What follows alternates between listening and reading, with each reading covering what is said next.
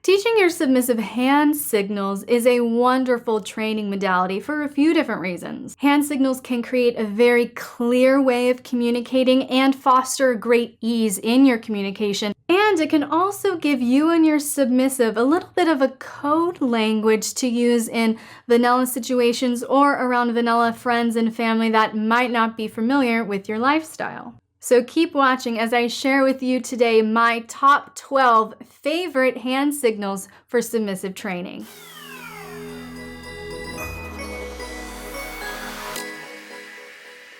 Before we jump into these submissive training hand signals, I wanted to quickly volley this your way. Dominance, yes, there are certain set guides for gestures and hand signals and things like that. But really, this is no different than anything else in BDSM. BDSM is not a closet to come out of. It is a buffet to choose from. So when you're evaluating what hand signals or gestures to use with your submissive, if one doesn't work for you, maybe it's just kind of awkward for you to do, or it puts you in your head too much, it's not as easy for you, but something else is coming to you in a more natural and fluid way, go with that. We want these hand signals and these gestures to flow out of you in the most natural way possible, dominance, so that that message comes across even that much more clear to your submissive. Also, before you use any of these gestures after they have been trained, you have to get your submissive's attention first. So whether that's a or a snap or whatever, get their visual attention first before just standing there with your finger up and then getting mad at them, all right? Cue them that, oh yes, I need to focus visually. We're using gestures now, okay? You have to take into consideration your lifestyle, how you do things, all right? I want to be able to do something, and if I need to quickly do a gesture, signal my submissive, I don't want to have to put something down to do it. That's just my personal preference. So I've modified a couple of the signals to work that way for me, and that's why I will be holding a glass today to demonstrate that sort of ease in the modifications that I have found. So the first gesture is attention, and attention looks like this. Very simple, all right? So you go from here to okay. Now the hand signal for silence or listen usually requires two fingers crossed over one another. I don't like that, so my gesture for silence is very simply. So this is attention, like, hey, look at me. This is silence.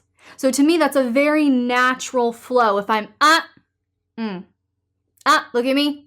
The typical gesture for silence is this, and I don't like that because I go from here to this, and that does not feel natural to me at all.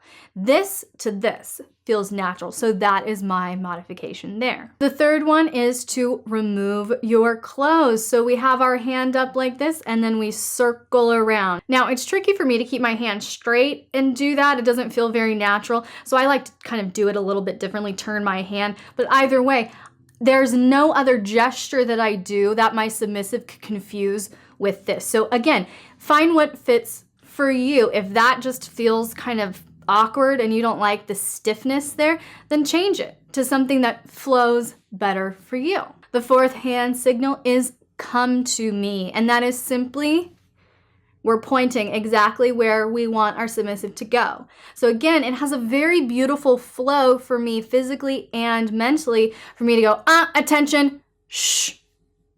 That's a very natural flow that I would command my submissive, shh.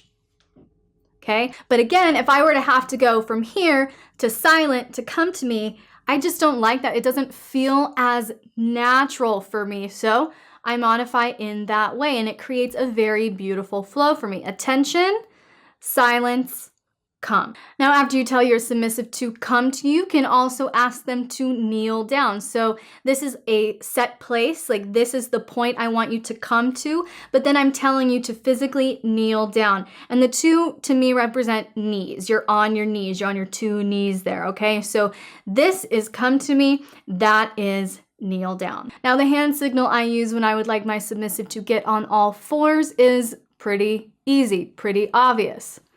4 fingers, all right? So this is all 4s. Now I have a couple of signals for spread your legs. Now it depends on what position my submissive is currently in. So I have a couple of variables here. The first one is if I would like her to spread her legs while she is in kneeling position to take on more of a nadu kind of pose, then what I'll do is I'll have her in kneeling and then spread legs.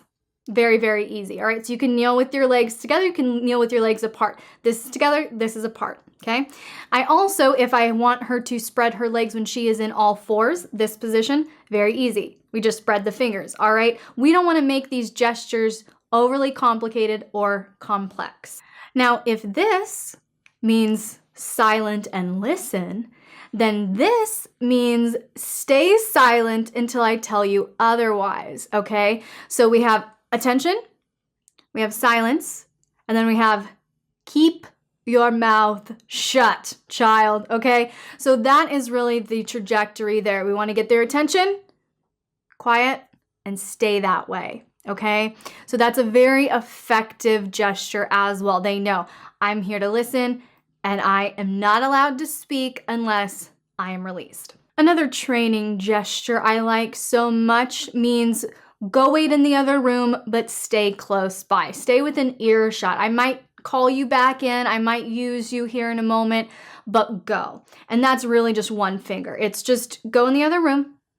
We're not being aggressive or anything about it. It's just go in the other room. Just a single point to the side. All right.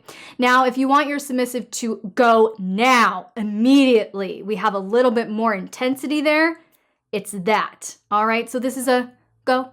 Go in the other room. This is a go the fuck now, get it done, okay? So you can even communicate intensity. If you look at your submissive with this versus, it's a very, very different cue. And that's the power of these signals, of these gestures. That is the level of energy exchange and communication that can take place through non-verbal means. And it can keep you and your submissive feeling very intimate and very close, even in public or in situations where you have vanilla counterparts. And finally, when your submissive does well, they've been very good and very obedient, you're very pleased with them, then you can tell them that they've done a good job. You can offer them some encouragement with the simple gesture of good job. That's what we're looking for here. Good job, all right? Again, if you want to do a thumbs up, you can do that. I personally don't like it. It feels a little cheesy to me. I'm not going to go to my submissive. I'm going to go, okay? So it brings out a different expression and energy in me. And that's what you dominants will find as well as you're going through these gestures. Some will feel awkward and you're like, I don't like how that feels. Modify it. Come up with something that works for you. And as long as you modify it in a way that your submissive understands, there's nothing wrong with that. So if that makes you feel a little cheesy like me, then don't do that. Good job, all right? So you can even, doesn't even have to be that. If you want to just like pat your submissive on the head or do like that as a gesture.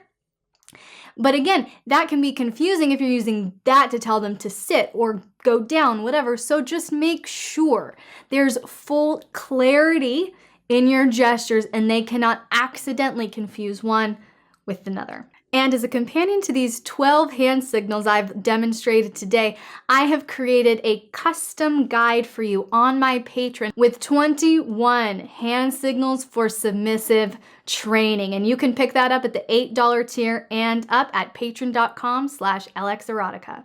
So if you found this content helpful, hit like and subscribe if you haven't already. Turn on those notifications so you'll never miss a post, and comment below with any questions you would like me to answer in an upcoming video.